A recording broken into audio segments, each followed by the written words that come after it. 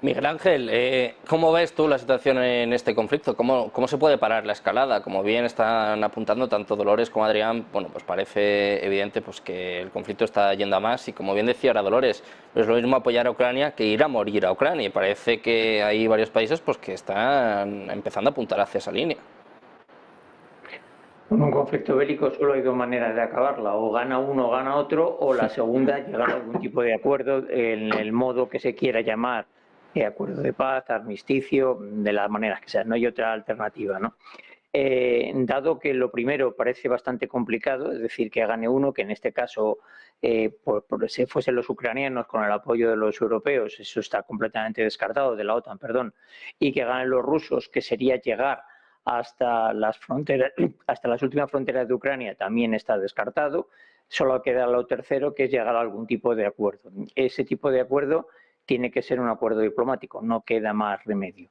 Los avances que está teniendo Rusia nos parecen mucho porque estábamos con las líneas prácticamente inamovibles, pero realmente son ridículos. La línea de frente es disparatadamente grande, el consumo de armamento, munición y vidas humanas es salvaje y parece que tiene muy poco sentido que esto llegue adelante.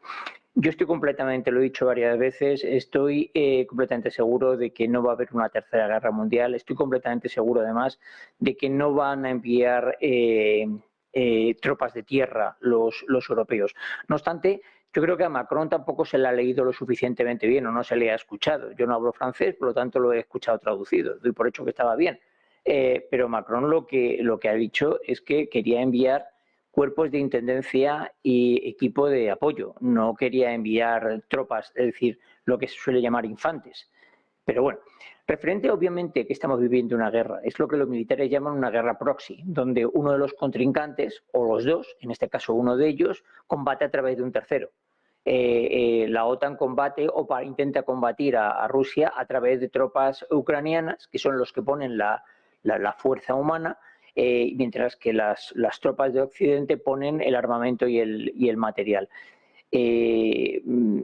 Claro, el tema está en que se empiezan a cansar los occidentales de gastar tanto dinero, empiezan a tener el foco en otro sitio, ya no sale esto en los telediarios y los políticos se encuentran con la problemática de que tienen que destinar los mismos fondos que son los que los ciudadanos aceptan a varios frentes diferentes. En el último caso, los famosos 60 y tantos mil millones americanos, esos ya van a tres partes diferentes, van a Taiwán, van a Ucrania y van a la zona de Israel y Gaza. Por lo tanto, ya empiezas a quitarle el foco y el principio, obviamente cosa de lo que se aprovecha Ucrania. Yo también he dicho desde el principio que esto no era un tema de defensa de determinadas personas o de rusos parlantes. Esto era un tema de que determinadas personas provenían de la antigua KGB, de la época del golpe de Estado, que no fueron limpiados porque todavía sus cargos no eran suficientemente relevantes. Ejemplo, Putin, que se libró por poquísimo de ser barrido, porque su jefe sí fue, porque era uno de los que estaba en el triunvirato, y bueno, pues entienden, lo ha dicho Medvedev, entienden que la URSS es en sí una nación, no una confederación de repúblicas, y que luego cada una tomó su idea diferente. ¿Dónde vamos a llegar? Pues vuelvo al tema, no lo sé. Lo que sí tengo muy claro, es que desgraciadamente acabaría esto muy mal si los rusos lograsen avanzar hasta las fronteras finales de Ucrania o si los ucranianos lograsen avanzar hacia las antiguas fronteras de su país. Por lo tanto, parece ser que lo único que queda en el medio es o bien algún tipo de tratado o seguir así por el resto de los días, cosa que yo lo veo que es totalmente inconcebible. Yo ya viví una guerra que fue la de Irán-Irak, que estaba en una situación parecida a esta y un buen día se acabó, porque obviamente se dieron cuenta de que no tenía sentido los dirigentes de cada uno de los países. Bueno, pues vamos a ver qué sucede con este conflicto en Ucrania. Lo que es evidente es, bueno, el papel que está jugando la OTAN. Y por cierto, ha empezado sus ejercicios militares, ha empezado el Steadfast Defender cerca de las fronteras con Rusia. Hay ya respuesta por parte de la Federación Rusa. Adrián dice pues que son unos ejercicios provocativos, que van a defender la soberanía de su país y que en el momento en el que traspase las fronteras pues habla de incidentes militares. O sea, parece que es un paso más en esta escalada, más allá de las palabras de Macron, de esta filtración de Alemania. También han empezado estos ejercicios que son los mayores desde la Guerra Fría, o sea que no es una tontería, ni mucho menos, Adrián. Sí, bueno, en principio unos ejercicios son unos ejercicios y esto no tiene por qué, en teoría, ir más allá, pero también es cierto que, como vosotros habéis dicho, son unos ejercicios de una dimensión desconocida y son hechos en un espacio, son realizados en un espacio geográfico muy concreto junto a las fronteras de Rusia y en un momento también muy concreto.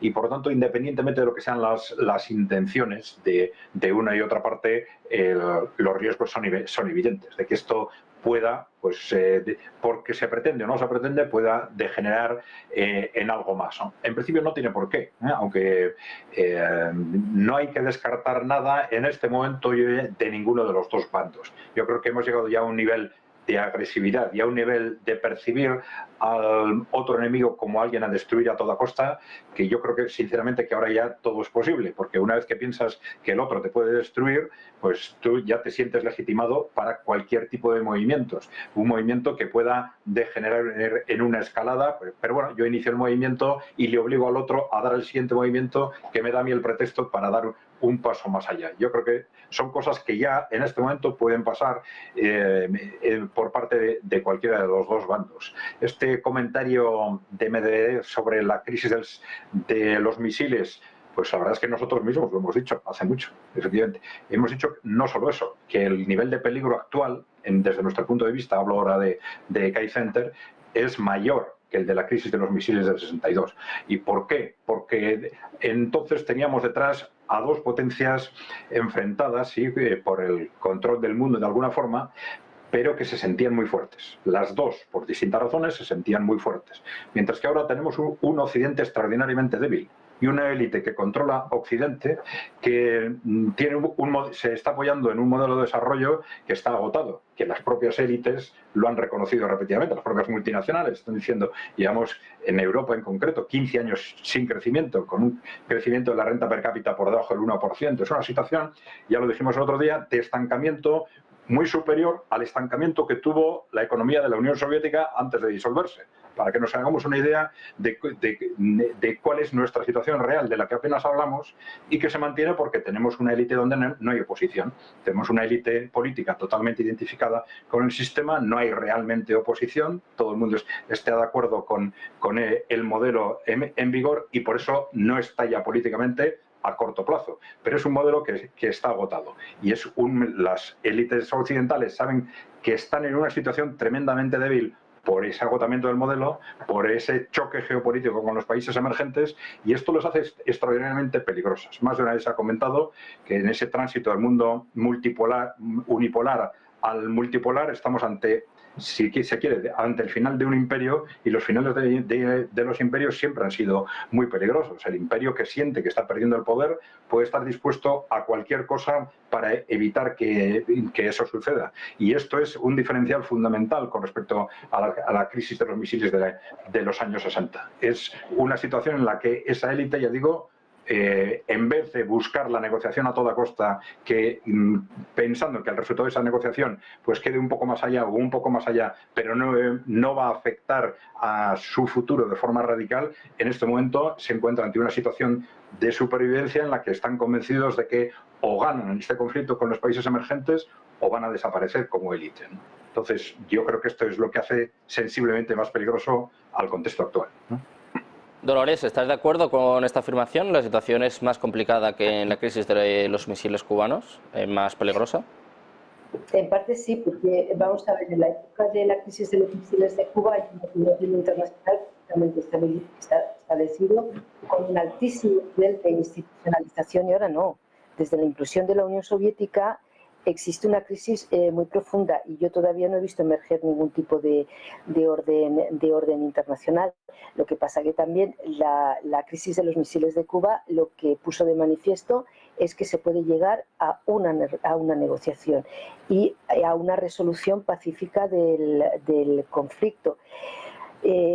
A mí me da muchísimo miedo pensar en algo, y es que efectivamente, es verdad, cuando se está en crisis existe muchísimo peligro, y además en ese sentido se puede ver la guerra como una solución. Me cuesta, es que, a ver, realmente no, aunque sé que eso está ahí, que las élites se vuelven cada vez más peligrosas, pues porque están en crisis y además no encuentran una solución a esa crisis, es que no quiero pensar en esa posibilidad de que por eso efectivamente esta guerra por procuración nos lleve todos a una guerra en Europa, porque sería realmente para revolverse, Pero sí que es verdad que es una situación tremendamente peligrosa, pero lo es desde 1991, o sea, cuando el sistema entra en crisis, con la implosión de la Unión Soviética, con la desaparición de la Yugoslavia de la segunda posguerra y con la unificación alemana. Y de hecho seguimos gestionando esa crisis.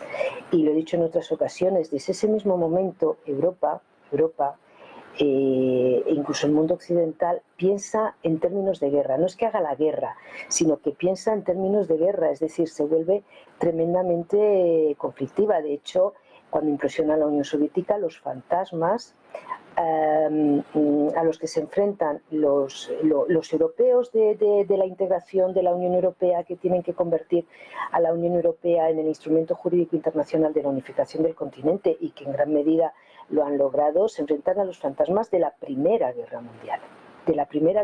Luego sí que es verdad, estamos en un contexto internacional completamente distinto, se lleva a cabo un movimiento de fronteras, pues se dice que por primera vez en el continente sin derramamiento masivo y general de guerra, pero es que seguimos gestionando esa crisis, y al gestionar esa crisis seguimos pensando en términos de guerra, porque es verdad que en Europa ha habido guerra.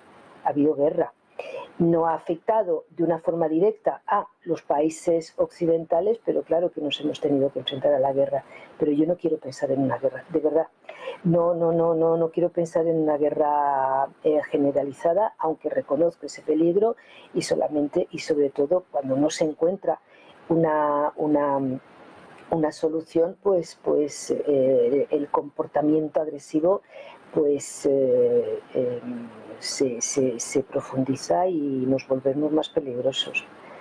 Pero bueno, yo creo que, a ver, sigo pensando en que es posible una negociación diplomática. Es verdad que las negociaciones diplomáticas no lo solucionan todo, ni muchísimo menos, y muchas negociaciones diplomáticas incluso lo que hacen es congelar los conflictos y luego saltan por otro lado, como está pasando aquí. No olvidemos que esta guerra en Ucrania es una guerra que en realidad no es tanto del 2022, sino del 2014. Es decir, ellos llevan en guerra no desde el 2022, sino desde el 2014, y han ido poco a poco. Entonces, es verdad que a veces las negociaciones diplomáticas lo que hacen es congelar o localizar los conflictos, y luego pues van estallando por otro lado, pero que es una situación de crisis tremenda,